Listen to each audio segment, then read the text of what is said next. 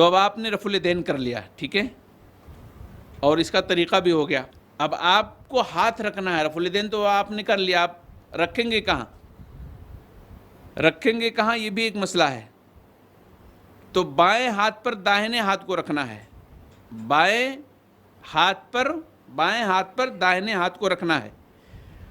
اس کی دلیل عن سہل بن سعد قال كان الناس يؤمرون ان يضع الرجل ید الیمنى علی ذراعہ الیسری فی الصلاۃ۔ سہل بن سعد بیان کرتے ہیں کہ لوگوں کو حکم دیا جاتا تھا کہ وہ نماز میں داہنے ہاتھ کو اپنے بائیں بازو پر رکھے، داہنے ہاتھ کو اپنے بائیں بازو پر رکھے۔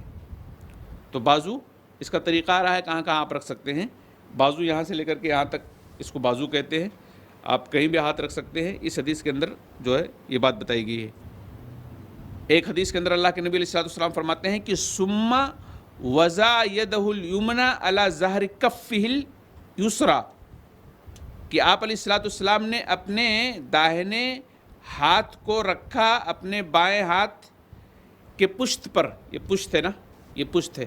ایک طریقہ تو یہ حدیث کی روشنی میں آپ علیہ الصلوۃ والسلام اس طرح سے رکھتے تھے، اور والرسغ والساعد، دوسرا طریقہ یہ ہے کہ آپ جو کلائی ہے اس پہ رکھتے تھے، اور تیسرا طریقہ یہ ہے کہ یہ زرہ جو ہے، اس کو زرہ کہتے ہیں، یہاں سے لے کر کے یہاں تک سب زرہ ہے، زرہ پر آپ رکھتے تھے۔ تو یہ تین طریقے ہاتھ رکھنے کے بتائے گئے ہیں۔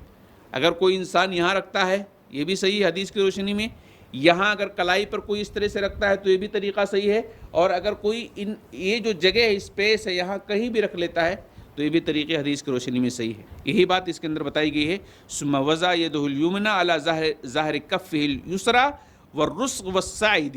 یہ حدیث ہے جسے امام ابو داؤد نے سنن داؤد کے اندر حدیث نمبر 726 کے اندر، اور امام نسائی نے اپنی کتاب سنن نسائی کے اندر حدیث 889 کے اندر ذکر کیا ہے، ٹھیک ہے۔ تو ہاتھ کیسے باندھیں، یعنی کیسے پکڑیں ہاتھ کو، ہاتھ کو کیسے پکڑیں، ہاتھ کو کیسے باندھیں، یہ طریقہ ہو گیا۔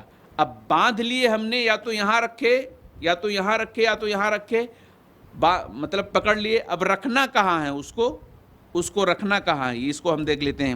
اس کو ظاہر بات ہے سینے پر رکھیں گے آپ۔ اس کی دلیل دیکھیں، عن علی رضی اللہ تعالیٰ عنہ قال فصلی لربک وانحر وضع یدہ الیمنی علی وسط ساعدہ علی صدرہ۔ حضرت علی رضی اللہ تعالیٰ عنہ نے فصلی لربک وانحر کی تفسیر میں فرمایا، جو قرآن کی سورہ ہے اس کی تفسیر میں فرمایا کہ اپنے داہنے ہاتھ کو اپنے بازو کے بیچ میں رکھ کر کے سینے پر رکھا جائے۔ یہ حضرت علی رضی اللہ تعالیٰ عنہ کہتے ہیں۔ کس کی تفسیر میں کہتے ہیں؟ سورہ کوثر کی تفسیر میں کہتے ہیں، ٹھیک۔ ایک دلیل یہ ہو گئی۔ دوسری دلیل یہ ہو گئی، وائل ابن حجر کہتے ہیں کہ صلیت مع رسول اللہ صلی اللہ علیہ وسلم ووضع یدہ الیمنی علی یدہ الیسری علی صدرہ۔ وائل بن حجر کہتے ہیں کہ میں نے رسول اللہ صلی اللہ علیہ وسلم کے ساتھ نماز پڑھی، اور آپ نے اپنے دائیں ہاتھ کو اپنے بائیں ہاتھ پر رکھ کر اپنے سینے پر رکھا، ہاتھ پر رکھا اور سینے پر رکھا۔ یہ وائل بن حجر کی روایت ہے۔ اسی طریقے سے طاؤس کہتے ہیں کہ کان رسول اللہ صلی اللہ علیہ وسلم یضع یدہ الیمنی علی یدہ الیسری ثم یشد بینہما علی صدرہ وہو فی الصلاۃ۔ یہ طاؤس کہتے ہیں کہ اللہ کے نبی علیہ الصلوۃ والسلام اپنے داہنے ہاتھ کو اپنے بائیں ہاتھ پر رکھتے تھے، پھر ان دونوں کو اپنے سینے پر باندھتے تھے، اس حال میں کہ وہ نماز میں ہوتے تھے۔ نماز میں ہوتے تھے تو اپنے ہاتھ کو کہاں باندھتے تھے؟ سینے پر باندھتے تھے۔ یہ طاؤس کہتے ہیں۔ اس روایت کو امام البانی نے ابو داؤد کے اندر ذکر کیا ہے، صحیح ابو داؤد 687 کے اندر آپ دیکھ سکتے ہیں۔ اسی طریقے سے پہلے جو روایت ہے صحیح ابن خزیمہ کے اندر ہے، اس سے پہلے جو روایت ہے حضرت علی کی، اس سنن بیہقی الکبریٰ کے اندر ہے، 2368 کے اندر ہے۔ تو بہرحال یہ معلوم ہوا کہ آپ کو ہاتھ باندھنے کا کیا کیا طریقہ ہے۔ باندھنے کا طریقہ 3 بتایا گیا، پشت پر رکھنا ہے، کلائی پر رکھنا ہے، یا یہاں سے لے کر کے یہاں تک جو اسپیس ہے جس کو زرہ کہتے ہیں یہاں پر رکھنا ہے، اور رکھنا کہاں ہے؟ سینے پر رکھنا ہے۔ یہ بات ہو گئی۔